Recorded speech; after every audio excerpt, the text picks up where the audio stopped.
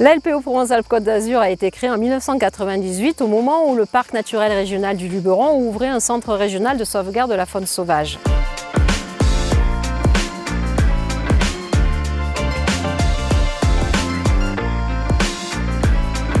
Aujourd'hui, nous couvrons toute la région Provence-Alpes-Côte d'Azur et nous sommes plus d'une trentaine de salariés avec plus de 450 bénévoles qui interviennent sur l'ensemble de la région Provence-Alpes-Côte d'Azur.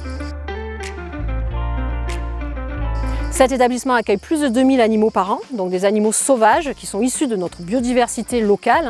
On prend uniquement les animaux de la faune sauvage européenne et qui sont rapatriés vers ce centre régional pour être soignés dans le but d'être relâchés dans leur milieu naturel. Donc bien sûr, pour chaque cas, il va y avoir une étude d'où il vient. Est-ce qu'il faut le relâcher d'où il vient? Est-ce qu'on peut le relâcher, si c'est un migrateur, n'importe où?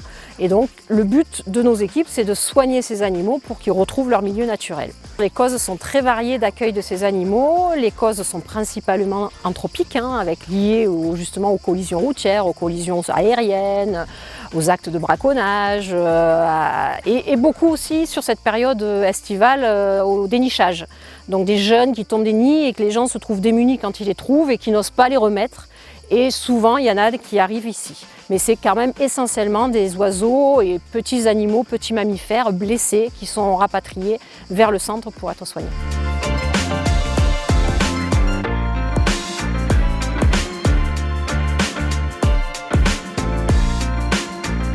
On est acteur de l'Agence régionale pour la biodiversité, on est membre du réseau régional des espaces naturels en tant que co-gestionnaire de réserves naturelles régionales. Donc on s'implique collectivement dans différents processus et dans différents projets que peut monter l'agence. Et on est également un acteur très fort sur l'Observatoire régional de l'éducation et l'environnement qui est porté par cette agence également.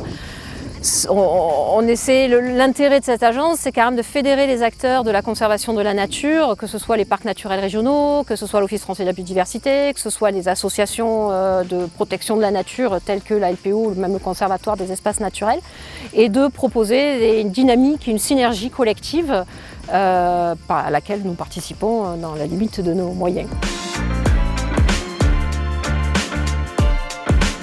Donc la LPO sera présente au Congrès mondial de la nature à travers 6 espaces. Donc on aura un stand institutionnel, mais on aura 6 espaces pédagogiques, dont un jardin nature en taille réelle, assez grand, pour essayer de faire participer le public. C'est vraiment une vitrine, c'est aussi se retrouver avec d'autres acteurs, de voir tous les projets. Donc c'est plus de 400 projets qui vont être exposés au espace Génération Nature. C'est vrai que c'est aussi la curiosité de voir d'autres projets. Bien sûr, comme acteur essentiel de la biodiversité sur la France et en région, on sera bien présent pour présenter aussi nos actions. Mais on attend surtout une grosse sensibilisation à la fois du public, de nos élus et de nos citoyens.